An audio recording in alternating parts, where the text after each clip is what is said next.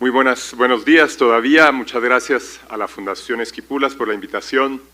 Me uno a las felicitaciones a los héroes silenciosos de la democracia, a todos los que distribuyeron volantes, a todos los que fueron delegados de mesa, a los ciudadanos que han sido representantes del Tribunal Supremo Electoral en todas las mesas del país, a los ciudadanos que han creído en la democracia porque ellos hicieron posible esta democracia, a las y los ciudadanos y en particular a los líderes indígenas que defendieron la democracia para que hoy en día estemos celebrando este 40 aniversario. Feliz aniversario de 40 años de democracia a todas y todos ustedes. El día de hoy quisiera hablar de un tema que seguramente nos preocupa a todos y es el estado de nuestro planeta. Todos conocemos estas fotos, ¿verdad? Pero a veces se nos olvida que somos un puntito chiquitito flotando en el espacio. Allí a esa distancia no se ve la diferencia de nuestras camisolas de equipos de fútbol, no se ve la diferencia de nuestras etnias, no se ve la diferencia de nuestras religiones, no se ve la diferencia de esas identidades que el presidente Maguab decida que nos están confrontando unos a otros. Allá, en aquel puntito, es la foto que el Voyager, la sonda Voyager, tomó del planeta Tierra cuando se alejaba a explorar el universo. Y allí estamos, peleándonos por lo que a esa distancia parecen nimiedades. Y abajo está la biosfera, ese pequeño espacio que rodea al planeta. Abajo de esa luz hay roca madre y arriba de esa luz hay un espacio frío e inhóspito. Si envolviéramos una manzana con un papel celofán, proporcionalmente sería más grueso el papel celofán en la manzana que la biosfera planetaria. Allí respiramos, ahí comemos, ahí tomamos agua pura. Así que es lo único que tenemos. Pero el día de hoy quiero empezar diciendo que si queremos salvar nuestro planeta, primero que todo tenemos que evitar una guerra. Y en particular tenemos que evitar una guerra nuclear. Nunca pensé que en una conversación sobre medio ambiente iba a tener que decir esto. Pero hoy en día hemos electo políticos que están peleando hegemonías. Hemos electo políticos en algunos países que están peleando por una guerra. La industria armamentista se está posicionando y fabricar más armas requiere de clientes y los clientes son los soldados. Entonces, si queremos salvar al planeta, tenemos ante todo que evitar una guerra termonuclear. Pero por supuesto, más en el corto plazo, sabemos los titulares de medio ambiente. Estamos en un planeta enfermo y si pusiéramos todos los titulares de la crisis ambiental, pues tendríamos que ver que todos los sensores del sistema del control planetario están titilando en rojo. El planeta está en crisis. Y en realidad, la economía no funciona afuera del planeta. Me preguntaba Olinda en esta conversación si había conflicto entre desarrollo y conservación, como si el desarrollo económico estuviera afuera del planeta, en otro mundo, en otra dimensión. Pero la economía y la sociedad están dentro del planeta. Y si queremos tener bienestar en el largo plazo, tenemos que enfrentar la triple crisis ambiental planetaria. Y en primer lugar, tenemos que enfrentar la pérdida de biodiversidad. Ya todos saben que sin abejas no hay polinización y sin polinización no hay alimentos. Pero también es importante señalar que el 95% de la biomasa animal planetaria, de los seres vivos del planeta, somos los humanos, nuestros perros, nuestros gatos, nuestras vacas, nuestras gallinas. El 4% de la biomasa planetaria son las ballenas que vemos en los documentales, los tiburones que vemos en el Discovery Channel, las jirafas y estos animales que nos dan vida. Nos vamos a morir de soledad espiritual si perdemos la biodiversidad. Pero también tenemos que enfrentar la crisis de contaminación ambiental. Ya todos escucharon que todos nos comemos el equivalente de una tarjeta de crédito al año, en todo el microplástico que estamos consumiendo en el agua y en la comida que ingerimos. Hoy en día, el 30% de las familias jóvenes tienen problema de fertilidad. Se estima que en 25 años el 70% de las familias, de las parejas jóvenes van a tener problemas de fertilidad, porque todo lo que le echamos al planeta va a nuestro sistema reproductivo. Toda la contaminación que echamos al planeta no se desaparece, va a los seres que nos alimentan, va al agua, y eso lo estamos ingiriendo de vuelta. Entonces tenemos que enfrentar esa crisis de contaminación. Y por último, por supuesto, tenemos que enfrentar el cambio climático. Nos encaminamos en este momento a 70 años plazo a un incremento de temperatura del 3.7 grados centígrados. Eso nos pone en otro planeta. Y acuérdense ustedes que si la Tierra estuviera un poquito más cerca del Sol, se quemaría. Y si estuviera un poquito más lejos del Sol, se congelaría. Lo que está pasando con el cambio climático es que nos va a poner en otro planeta.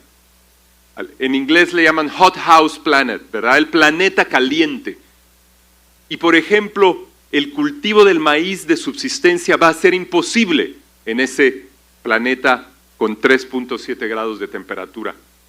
Y estamos viendo que a 100 años los océanos podrían aumentar hasta 7 metros de altura. Piensen ustedes lo que eso le va a hacer a su playa favorita. Entonces tenemos que enfrentar esa crisis planetaria. Pero ¿hacia dónde ir? Yo creo que esa es la pregunta clave. Y creo que hay esperanza. Y el primer punto, porque tengo que dar recomendaciones y me quedan muy pocos minutos y segundos, es que debemos conservar el 30% de todos los ecosistemas planetarios tal y como estaban en su momento original. 30% de todos los ecosistemas no es imposible. Ya estamos en 17% de los ecosistemas planetarios y estamos en 8% de los océanos del planeta. Llegar a 30% de conservación de todos los ecosistemas planetarios requiere de la unión de todos los países del mundo para tomar la decisión de conservar ese 30% para las futuras generaciones. Lo podemos hacer y lo tenemos que hacer con las comunidades y los pueblos indígenas.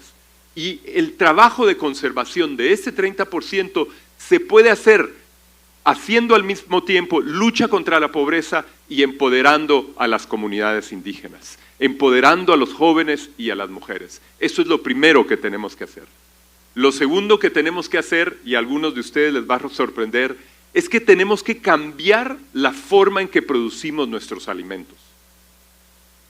Muy pocas personas cuando hablamos de medio ambiente piensan en la agricultura, pero el 70% de las tierras del planeta se utilizan para producir alimentos y estamos llenándolas de pesticidas, estamos perdiendo los organismos de nuestros suelos, la agroindustria se está quedando con el agua, los manglares de la costa sur se están muriendo no porque los estén cortando ahora, sino que porque se están quedando sin agua. Los ríos que destruyen puentes en invierno ya no llegan en verano al mar, ya no llegan en verano a los manglares porque la agroindustria se le está quedando.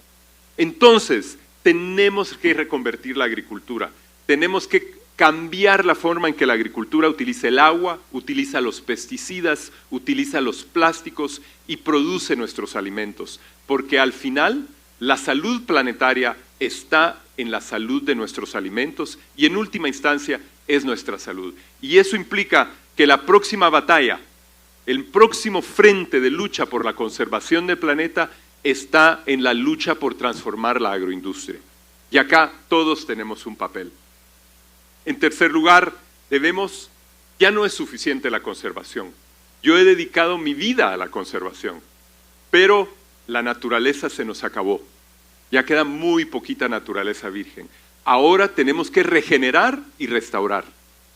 Regenerar nuestros suelos, regenerar los pequeños microorganismos que hacen posible la producción de alimentos, regenerar nuestras cuencas, regenerar las ostras que ya desaparecieron de los lagos y que antes filtraban nuestros ríos, regenerar nuestros bosques.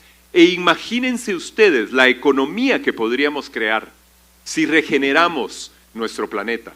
Podríamos estar generando negocios, trabajos, empleos verdes, dándole empleos a cientos de miles de personas, regenerando nuestro planeta. En cuarto lugar, tendríamos que adoptar lo que llamamos nosotros soluciones basadas en la naturaleza. Para filtrar ríos contaminados podemos hacer humedales. Para enfriar nuestras ciudades podemos sembrar árboles, hacer grandes arbolados urbanos. Para producir mejores alimentos podemos utilizar técnicas de regeneración agroecológica de los suelos. Las soluciones basadas en la naturaleza pueden ser un camino para regenerar nuestro planeta. Y recuerden, conservar ya no es suficiente. Conservar el hábitat del quetzal en esos pocos bosques de Cobán es importante y fue la primera medida. Pero ahora tenemos que regenerar los bosques de Oriente, tenemos que regenerar los bosques del altiplano, porque en un contexto de cambio climático, sin bosques, esas poblaciones no van a tener ni desarrollo ni bienestar. En quinto lugar, por último, no podemos salvar al planeta y no podemos salvar nuestros medios de vida si no enfrentamos el cambio climático. Tenemos que reducir el volumen de emisión de gases de efecto invernadero. Tenemos que reducir la velocidad en que está ocurriendo el cambio climático. Cada año, desde hace 10 años, decimos que fue un año de temperatura récord. Este también lo va a ser y así va a seguir siendo si no lo enfrentamos. Y acá, debo de decirlo, no importa la tendencia política de tal o cual candidato o presidente, tenemos que enfrentar esto porque los presidentes cambian, pero la tendencia no cambia. Hay que enfrentar el cambio climático. Dicen que los tecnócratas hacen proyecciones. Proyectar el futuro es muy fácil. Si proyectamos desde el pasado hacia adelante, todos los jóvenes que tengo frente a mí, como decimos, están un poco jodidos, ¿verdad? Pero no, podemos formular una visión, porque los líderes, es decir, ustedes, tienen que trabajar hacia una visión. Los tecnócratas hacen proyecciones, los líderes hacen visiones y le proponen a la población y conducen a la población a construir esas visiones. Y con esto termino, les propongo una visión. Y la visión es muy concreta. Conservar el 30% del planeta donde todavía queda naturaleza. Es lo último que nos queda. Tenemos que tomar la decisión de conservar ese 30%. Segundo, reverdecer el 30% de la superficie de nuestras ciudades. Avenidas verdes, arbolados, parques ecológicos urbanos, protección de nuestros barrancos, bosques urbanos para enfriar las ciudades, agroecología.